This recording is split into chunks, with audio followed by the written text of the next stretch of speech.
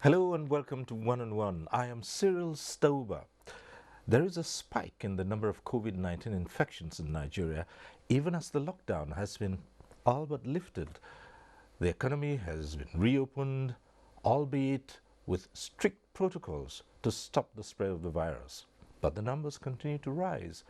Some put it down to the increase in testing capacity, while others say it's the result of community spread.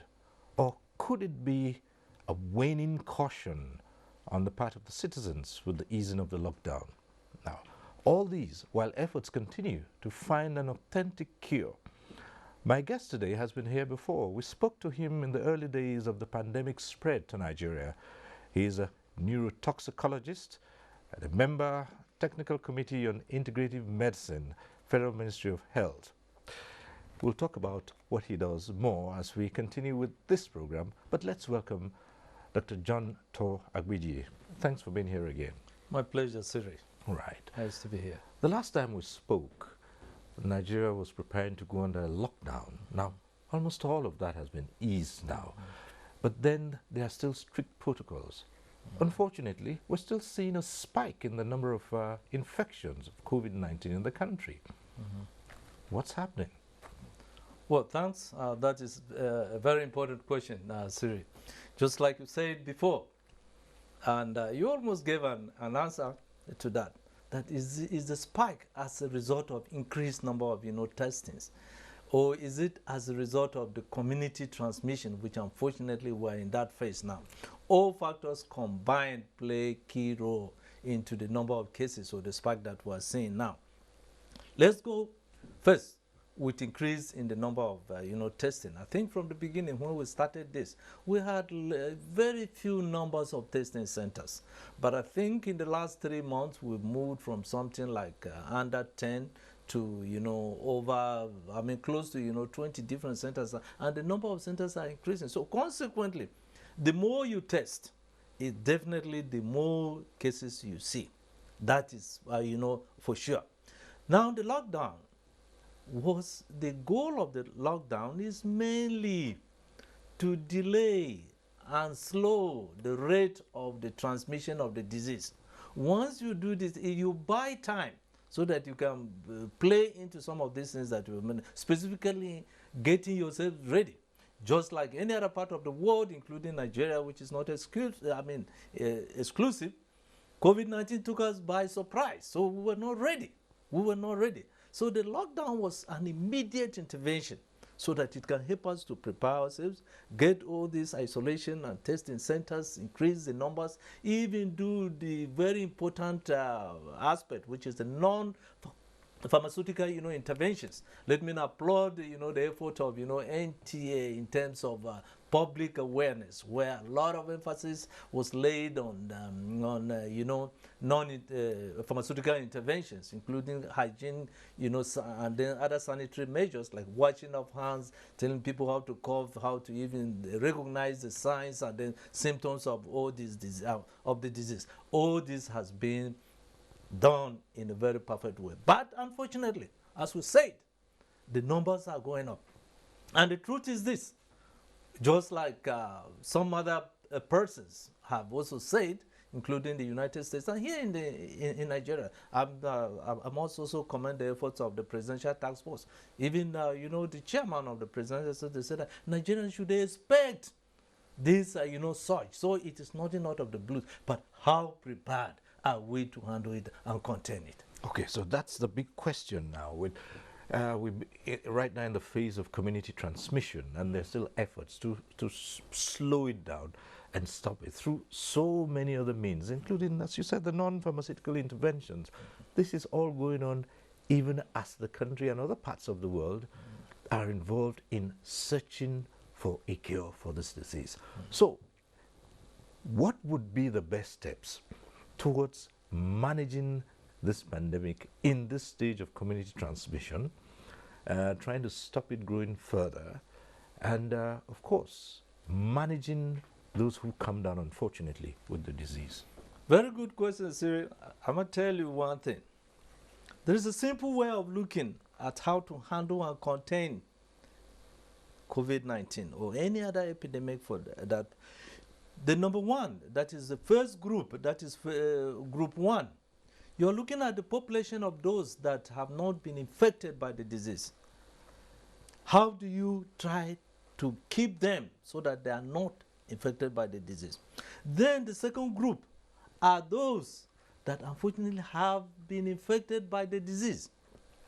The incubation period is anything between 7 to 21 days. That's what we've been told. That is how long the virus starts, and through viral replication it reaches to a high number when it starts manifesting symptoms. So this group, and unfortunately this group, if you're looking at the second group, you have 80% of them that you can contain if you manage them properly.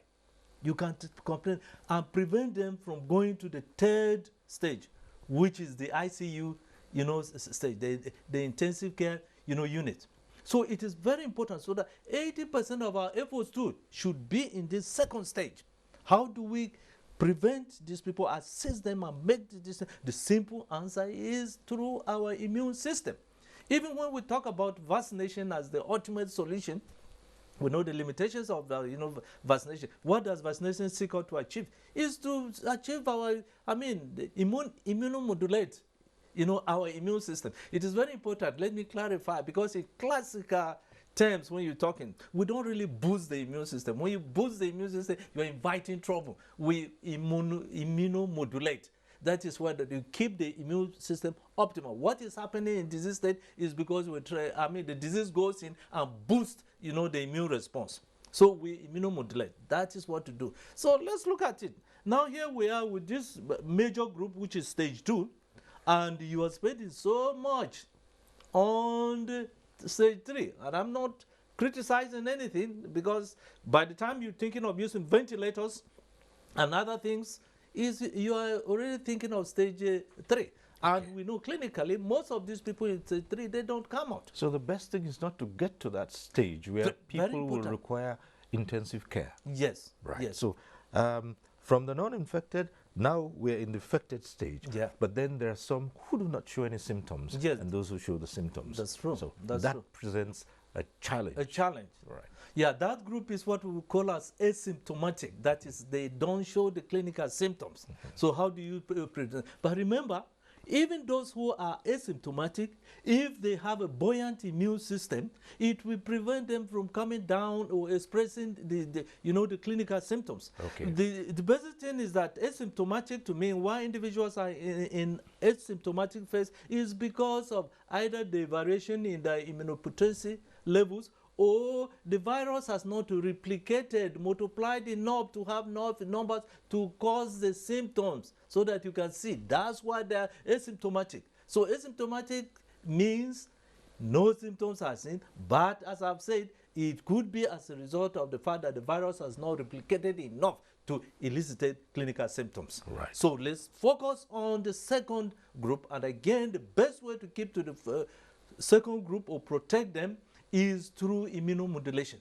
The question should be that while we await vaccines, we typically will come out, will not take less than a year. In typical cases, it takes about 5 years before you can develop a vaccine that you can say, yes, the population can confidently use it.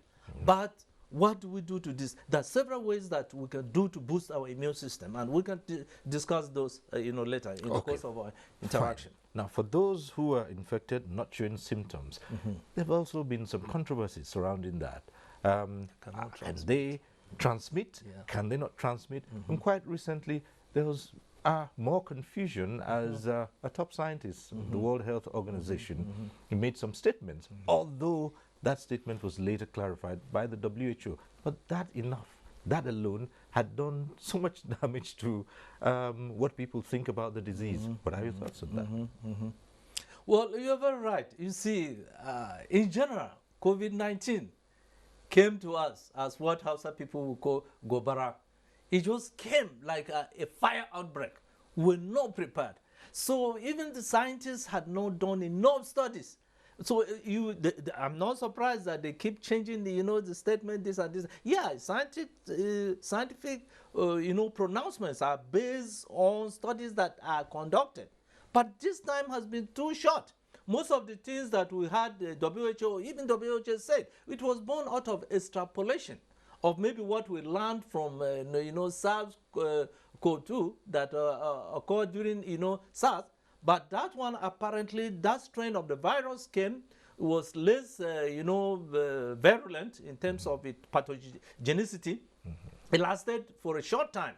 We were able to contain it. But this very one that has come, this novel strain of the the SARS-CoV-2 is actually new, and it is known to be more virulent than the SARS that we saw. So most things, yes, we just have to contend with that. But it is very critical that we use good scientific judgment before we make certain pronouncements or extrapolations. Okay, so what you say is it's better to err on the side of caution than to just throw caution to the wind and say, well, if people don't, if even the scientists too are not certain about some of the features of this disease, then perhaps it doesn't really exist, because you still see people who are in denial that COVID-19 does not exist. That is a very unfortunate situation, and in listening to the presidential task force, the chairman has really emphasized, and even our president has continued to emphasize, that COVID-19 is real. I remember in his first statement, the president said that Nigerians should take take cognizance of the fact that where your own freedom ends is where another person's right, begins. So everybody should be conscious, and you must embark on these preventive, measures, rather than the rhetoric that you hear all over. Oh, COVID-19 is actually a disease of the rich, or it is not a poor man disease. But if you look at the case, mortalities, it's actually mixed. Poor people are actually affected. It is true, we have some rich and highly placed individuals that also come out in summaries to tell us that COVID-19 does not discriminate against age, economic status, religions, or race. All of us need to be careful and cautious. All right. While the community spread continues, what would be the steps that people can take? You talked about modulating. Immunomodulation. Yeah, immunomodulation. Yeah. What can be the best way to achieving that? Okay. Remember, the lockdown we achieved slowing down the progression of the disease. We didn't get rid of it. But the best way to prepare ourselves against COVID-19 or any disease is immunomodulation. There are several ways. If you look at the treatment or management of COVID-19, which I'm not going to go into it, there's what they call the protocol, MAT plus protocol. The M stands for methylprednisolone. The A stands for aspirin or acetylsalicylic acid. And then the T stands for thiamine, which is vitamin B.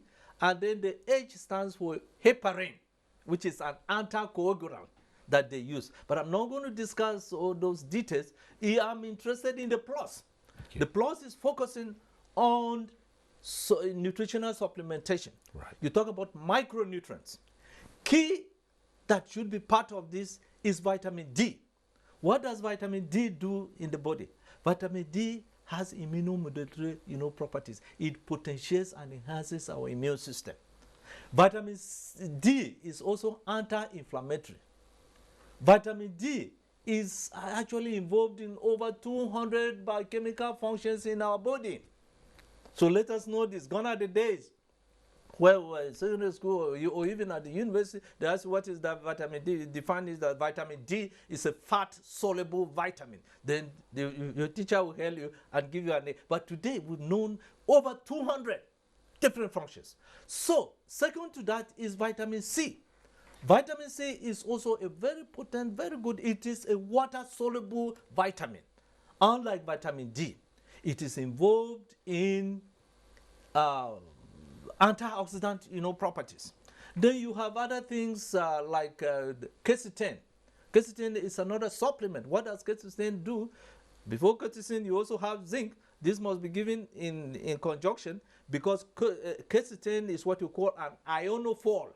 That is, it enables the transportation of zinc into the cell for zinc to do its immunomodulation, action.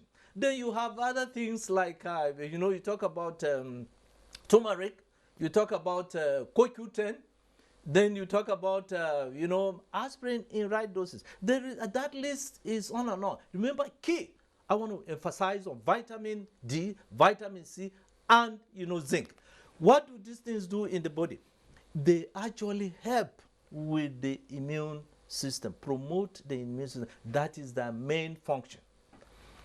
One of the issues that have been going around is that some people who went down with COVID-19 and have recovered, they say part of what they were treated with were things that had already, all along been available in quantities in most Nigerian homes.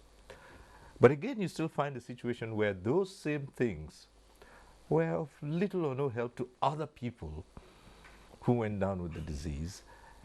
And that again makes people wonder what actually is the nature of this virus. Yeah. See what you're talking about. Siri, that's why I like integrative medicine. In integrative medicine, we treat or manage diseases in individuals in a personalized form. That is to say that even me and you or him are having diabetes, it's not the same treatment. This is to answer your question that there is biological variation from individual to individual. And that's why they insist that some of these things must have some clinical trials where you can obey the gustation curve. You see that 50% of the population responded at least.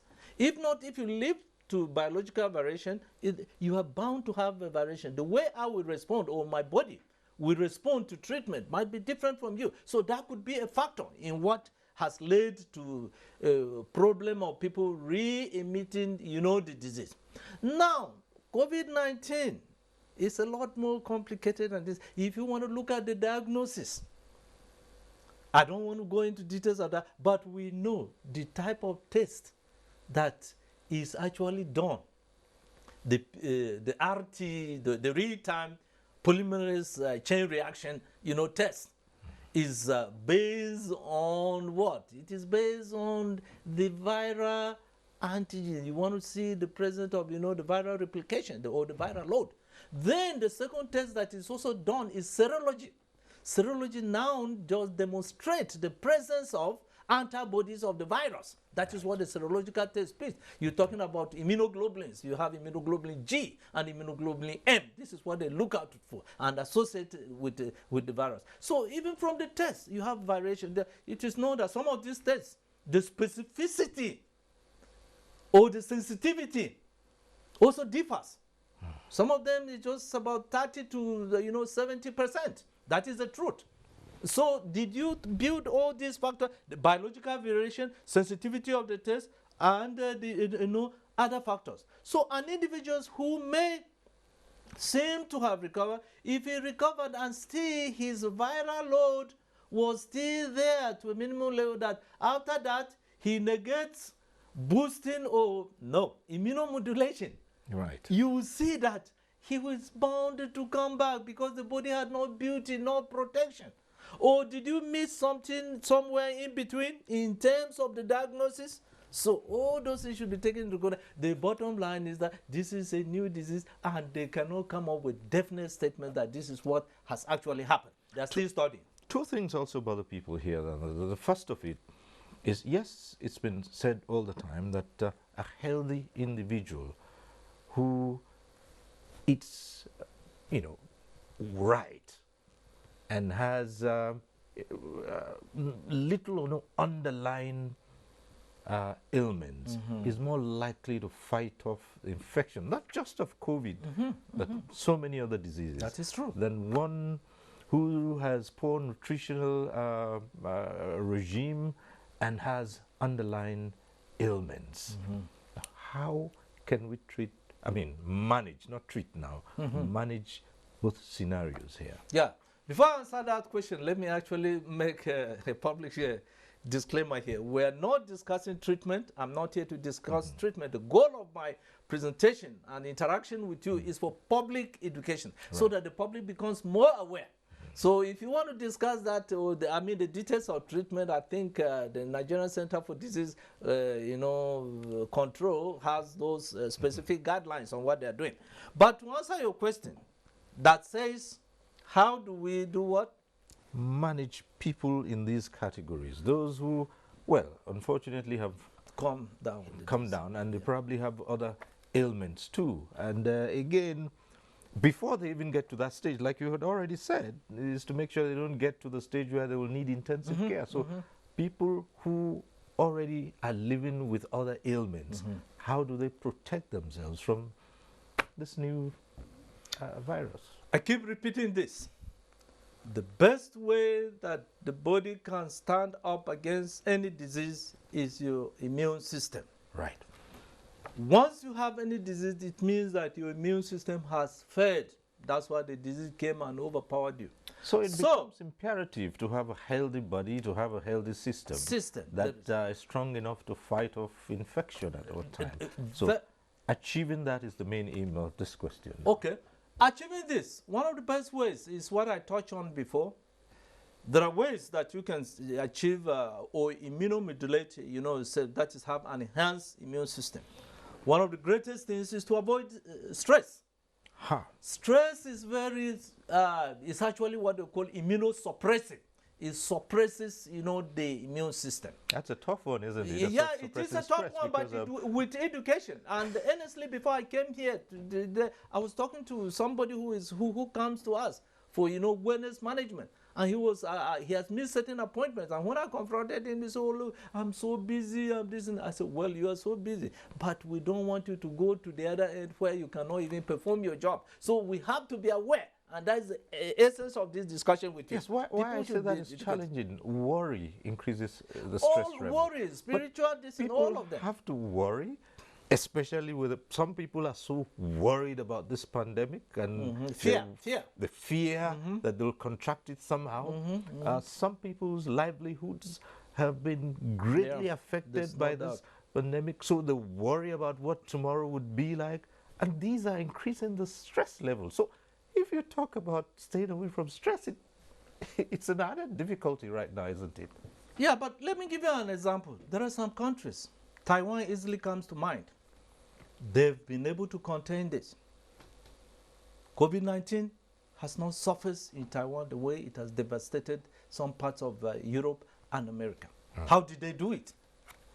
It's right from the onset. If you look at the average understanding, they have it there concerning their health. They take care of their health very well. It is very important. Healthy living actually promotes and enhances your immune system. All right. Then stress can be, let me put it very bluntly to you. Some people bring about stress by themselves. All right. By getting worried, getting over worried about things that they cannot even help. Okay.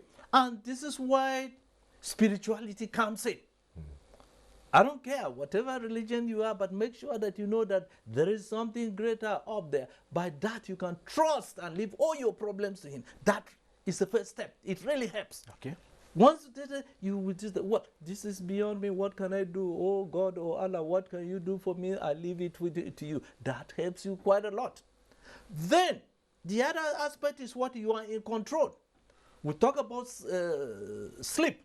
Sleep is really very important in promoting and enhancing your immune system. Most of us, because we engage ourselves in what we shouldn't be doing at particular times, we lack adequate number of sleeps. Once again, I emphasize, the least number of sleep you are required to have in a day is anywhere between 6 to 8 hours. And these 6 to 8 hours must be quality sleep. We discussed this the other time. It must be quality sleep. There is a particular time that you should go to bed. 10 p.m. is the cutoff time. You can say, in reality, yeah, it's impossible because we know, especially in our setting here, most of those meetings, they actually start after midnight. But maybe they don't know. But if they don't know, let them listen today. You are really overtasking your immune system. We talk about melatonin, which starts its own secretion. I mean, the melatonin cycle starts from 10 p.m. And melatonin is what actually modulates our immune system. It also protects us. It is anti-inflammatory. It actually rejuvenates ourselves. So by the time you miss that, you are in trouble already. You are inverting. Then the simple things like taking the right amount of water. Our body needs a lot of water. 70% of our body is actually water. But most of us, we don't take enough water. You are really kicking against the system. And then most people are avoiding overindulgence of alcohol. Alcohol actually taxes, the liver. And the liver is one of those central organs that modulates our immune system. And if it is actually overtaxed, what are you? You are inviting this in. Then some people, and they like, spirituality. They don't have any fear of God in them. They do certain things that can even invite trouble on them. I don't want to go further than this. It is right. But if you keep a moderate and a moral life, you live, free. I give you an example, and I told my children this story. When I was working some years ago, over 30 years ago, there was one day I didn't go to work, and the police just came in the Land Rover to my house just to come and greet me because they did not see me in the office. Now I was with a friend. Immediately saw a police car stop by with them coming down with ammunition. The man almost peed in his pants. I was laughing because within me I knew that I have not done anything that would attract the police. So you say I had a free life, and that's my own policy. So those other things. So you're talking of nutritional intervention. You're talking about sleep. You're talking about getting the right amount of supplement. And we can go into the specific and then details. A particular supplement I've mentioned, and I mentioned again this thing. Talking about also supplement, it is very important, especially at this stage, for us to know. Take, for example, the daily average requirement of zinc is what? You're looking at anything within 25, milligrams, per deciliter. People would not know. You think that because now that your body is still challenged, are you going to take the same amount? No, you need to increase, and this is where medical advice needs to come in. You need to see, a professional who will advise you on the right amount of zinc to take, the right amount of vitamin D to take, the right amount of vitamin C to take at this particular time. For disease management, and I've also said it, the oral route where there is disease is not enough to actually contain you, so that you can come out quickly up of this. That's why we at our center we encourage intravenous infusions. So many of these things have to do with what you've talked about. Will have to do with lifestyles and choices that people make. Yeah. And these are the things that compromise their health status. That's right. And open them up to diseases. That's right. But okay, there are some who, well, unfortunately, with everything they do, they're still prone to going down, either through the actions of others. You're right. Yeah. So.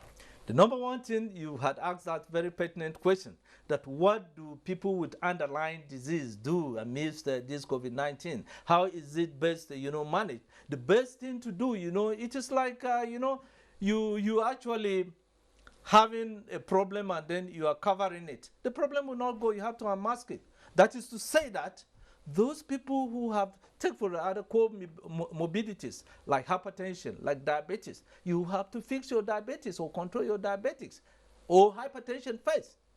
Once you do that, then your body is now restored in a way and manner that your immune system goes up, so that COVID-19 comes in, comes to knocking at the door. Your immune system will say, "Get out of here," or "I'll get rid of you." Or if COVID-19 is really stubborn and then he gets in, the immune system actually fights him.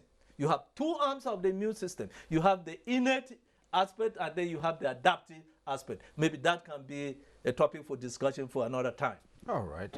Okay, so all these are geared towards making sure that we do not see a spread in this disease, especially at the community level. But there are also other issues here that we might talk about.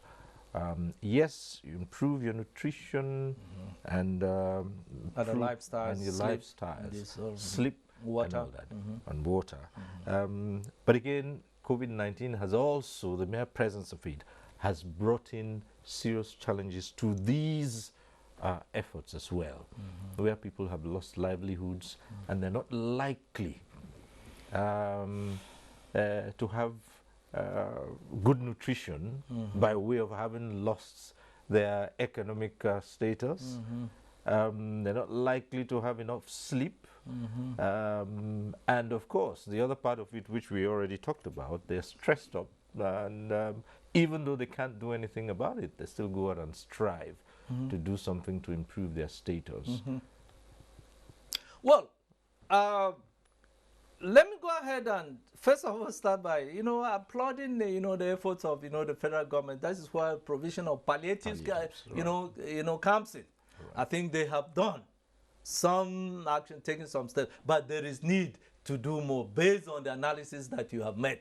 Right. Because some people are left in a very helpless situation. There's nothing they can do. The economy or their livelihoods, activities have actually been crushed. So the federal government and other, not only the government, but other humanitarian bodies or the blessed individuals should step up their action to see that additional more palliatives are provided to the less privileged so that we can scale through this critical period.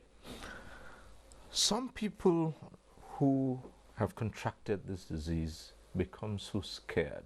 Now, it's been said that COVID-19 is not a death sentence. But people are still scared when they contract it. And let's talk about chances of coming out of this disease for those who unfortunately contract it. Yes. COVID-19, and there is a C word which most of us that don't want to hear. That is cancer.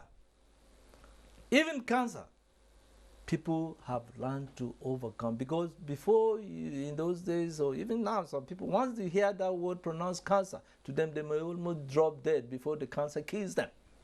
Same with COVID-19. And let me link it and finish up what I was saying about cancer. But today we've come to know that cancer is not a death sentence. There are cases where they have been managed successfully. The people are living their life. Wole Soyinka has made it publicly that he should be cited anywhere and anytime. That he overcame, cancer, and he's living hell and then healthy. There are so many other people like that. So, same with COVID-19. That fear should come out, because we've already said that fear actually affects your immune system. I told you there is a new aspect or field of science that is known as psychoneuroimmunology. The psychic plays a role and affects our immune status and then our beliefs and morality around that. So people should not be obsessed with fear. And this is where faith comes in. If you know that you have somebody higher and COVID-19 comes to you, the first thing you go to do, you go to your prayer and say, Father Lord, this has come, but I know you're going to take care of me. And don't be stubborn. Do what you are told to do. Even at the individual level, try to do things that will boost your immune system, especially taking, vegetables, the greens, and all the others, the supplements. So live strongly. Faith is very important. Your level is very important. Let me give you an example. There was a cancer patient that was being treated in one of the best integrative centers in the world. This woman would not respond. So Dr. Tony Jimenez, which is a brilliant guy, very special, and asked him that what's coming. They went to counsel her and then discovered, she said she had emotional problem. When, as a child growing up, her father and mother, her father and the uncle had abused them, and she had never forgiven them. Okay. So the moment she confessed, then she started responding, to treatment very well. So we should become a sign that when it comes to our health, we are our own doctor. Right. Next to that, first is God, and we are our own doctor, and the doctor that treats us. Okay, so that's a good point to bring in trends that we have seen now with the ease of the lockdown and businesses opening up now, and people are able to move around. Some have taken it to mean, well, COVID-19 is either on holidays or has taken a break. And so even the strict protocols that have been recommended, lots of people have thrown this overboard and they're going around. And there is a factor which someone used the term and said, there's this something like a death wish. Some people who just feel that, look, as long as they do not know of any close friend or relation who has succumbed to COVID-19, it doesn't affect them. Very unfortunately, as you rightly said, and I don't mean to be rude here, but some people are very responsible. They don't want to go by the rules. Why, even if you don't like yourself, you don't want to expose the other person. So you must take responsibility. The second point is that let's not be overwhelmed by fear. I was talking to a friend. He's a layman. He told me that the truth is that we better accept COVID-19 as malaria. I'm not saying in terms of malaria is also endemic and then very problematic. But but we have lived with it, and we're doing things that you have prophylaxis that you can take against malaria. Then you have, when you have it, it can easily be treated. I'm in no way comparing malaria, which is actually a protozoan disease, compared with a viral, disease. Even with malaria, you can see that over years they've not been able to develop any, vaccines against malaria. So we should know that COVID-19 is actually real and be very, very serious. The president cannot go to your door seriously and be knocking that, are you observing this? But once you got to know what you're supposed to do, you're supposed to do it without being coerced. Right. And that is very important. I think this is a very strong message that should go to all of us, or to all Nigerians, that we should take COVID-19 very seriously. If we observe the non-pharmaceutical and then the preventive measures and enhance our immune system, we will live and be in less fear.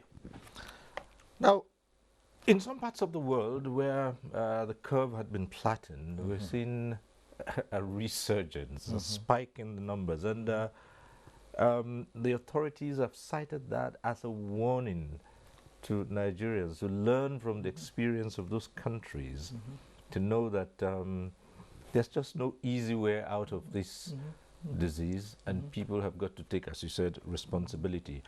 So it brings us to the next stage of this discussion. How far would you say a cure is in the sights of the world? Very good question, Sri. The truth is this. There has been no cure for any of the viral diseases, to the best of my knowledge. I mean, people cite cases like the common cold, for instance, and still there is no certain cure to say the common cold. It just runs out its period. That's why in the US, and even every year, they come up, because of the problem of viruses is that of mutation. Right. Because they mutate. And what you are trying to do a vaccine, take for example the COVID-19 vaccines, what they're trying to do, if you look at the coronavirus or the SARS virus, it has what they call the spike proteins. Then you have those glycoproteins. The spikes are like really crowns or spots. They are going to take those spikes, and that is how they're going to develop the vaccines, so that once in your body, it can recognize it. But that is still far off. Can you look at any of of the diseases or the viral diseases. HIV for one. How long have we been with HIV? The best they've done now is to come up with the second generation antiviral drugs that actually slows the replication of the virus. So that's why we talk about viral load being reduced. And then, but your immune system takes over. Without the immune system, we'll stay in a marriage. Even if you think of the COVID-19 and then the surge of cases, there is just no doubt about it. When we did lockdown, it was to slow down the spread of the disease. And we also been told far ahead of the second wave. What do you mean by second wave? Right. Second wave simply means after the lockdown, because the lockdown you have been able to achieve the rate or the escalating rate of the disease. And unfortunately, we're in the community transmission phase now. So, what you are actually doing, you have achieved the slowness of that, but it doesn't mean that you have eliminated the virus in the population, especially in community transmission stage. If the virus is all over, that's why the more number of tests we do, we see the numbers going up. So, what you really need to do is to make sure that why are we having these increased cases? It could be as a result of, after you lift up, the lockdown, remember we said, it didn't mean that you completely got rid of, the virus in the community. So once you lift down, as you can see, people are mixing, freely again. And people mixing freely, not only from the intra-community, you're also mixing from the inter-community. Those coming from all over other towns, or even very soon international flights will start opening. We don't know the status of control in some of these countries. They start coming in. So when they start mixing with the population that has not acquired the immunity, definitely individuals are bound to come down. And that is what is coming. That's why we seek after herd immunity, which is unfortunately can be achieved through vaccination. But while we await vaccination, let's go ahead and see the different modalities and things that we can do to enhance our immune system. You just talked about herd immunity for now, and that is an option, or was an option at the start of this pandemic, about achieving herd immunity.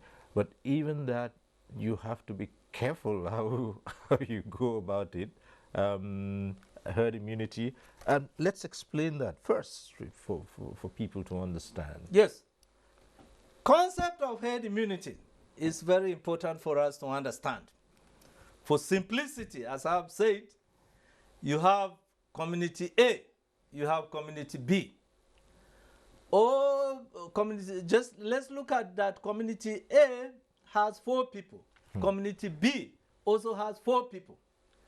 Herd immunity is in community A. Nobody, all these 4 folks, nobody has developed immunity against the disease. So they are what we call, they are immunologically sterile. Okay. So they are susceptible. So when the virus comes and hits this guy, boom. The guy, because this guy doesn't have immunity, he will transfer to him. This one will transfer to him. This one will transfer to him. So the virus spreads all. But in community B, where you've achieved immunity through vaccination, and either by way of you came down with the disease and the body developed its own natural immunity, this guy has immunity. So when the virus hits him, he cannot transmit it onto these other people. Okay. That is what's saying that community B has achieved herd immunity. And for COVID-19, for you to achieve herd immunity, it means that 50% of the population would have actually acquired immunity against this disease. That is to say that in case of Nigeria, our population is about 200 million.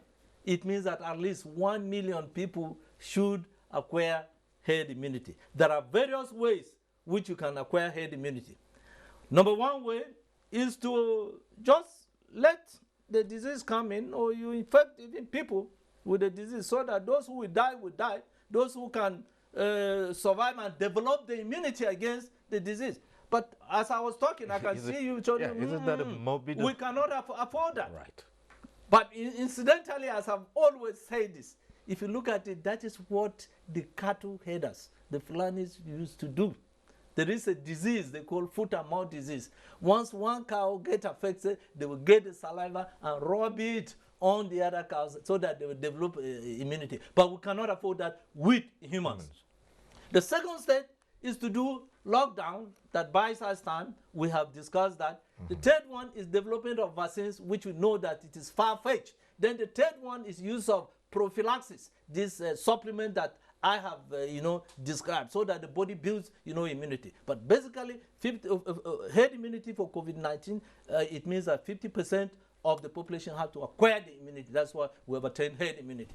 Now, another worrisome aspect is those who have recovered, and there is still no proof to say that those who have had the disease and have recovered cannot get it anymore. Is there? Yes, you see, this is one of the dragon-headed problems of COVID-19. Because it's new to us, we cannot confirm and ascertain those statements.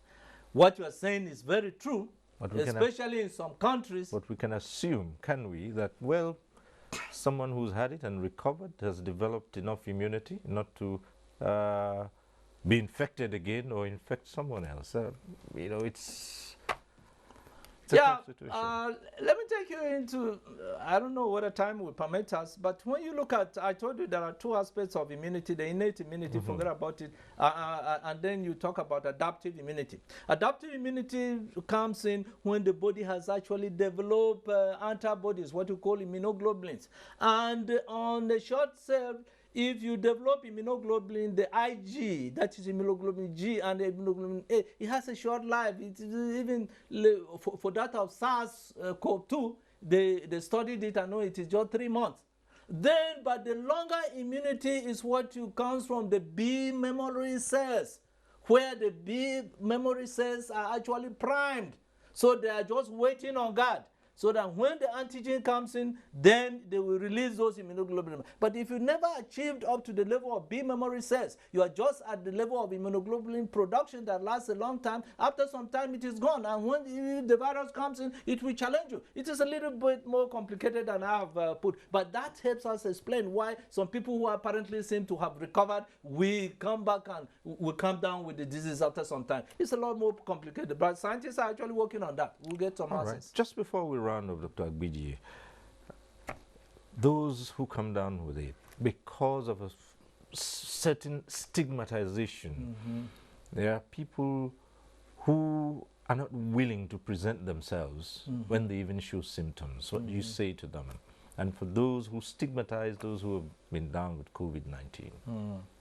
Well, it's very unfortunate. Just like when HIV came out, the level of stigmatization that was on HIV patients. But you see, this problem is a reality. So I will appeal to the victims and the observers. Let's all be in sympathy. To the victims, I want to assure you that COVID-19 is not the end of life. It is not a death sentence, especially when it is there is early diagnosis. Some of these interventions, and even if you look at it, if you look at our national records, you see that the recovery to those infected, there's a significant percentage of those that recovered. So it means that something right is being done. So if we continue to do with that, it gives it. And again, why you see why people stick to the ICU system is because most of them have underlying comorbidities, like the of some of these diseases that we have mentioned. But in the majority, a good number of those who are in that second segment, if there is early diagnosis and good interventions, including nutritional supplementation, they would, come out. So it is not it is not a totally hopeless, situation. Then, to those that are around, let's be our neighbor's keeper. Because if you are there laughing or rejoicing or scared of this person, you are not helping the situation. If you are assisting, even psychologically, We have said it because psychoneuroimmunology, it will help his immune system.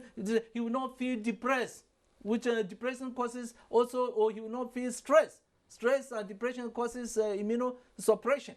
So you will be helping around. So let's gather around. And this is a battle that has come before us. Let's use our Air Force. Let's use our Navy. Let's use our infantry in fighting and containing COVID-19.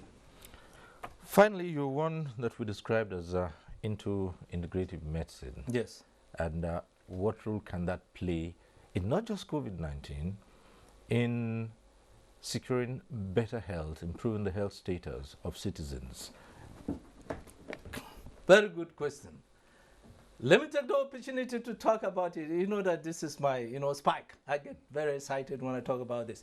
You see, integrative medicine is the way to go that medicine is going. It's known by different names.